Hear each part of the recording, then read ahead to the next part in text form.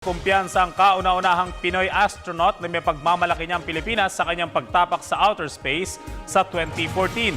Ayon kay Chino Roque, masusing proseso ang kanilang pinagdaanan para makasama sa 21 iba pa mula sa 60 bansa.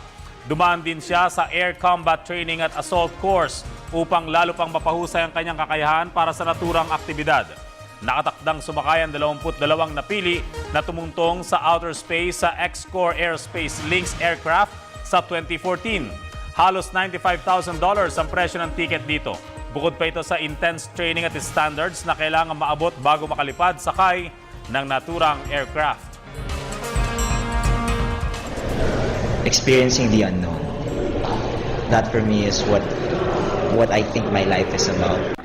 The first thing that I thought of were my two other companions from Manila, Evan and Ramil.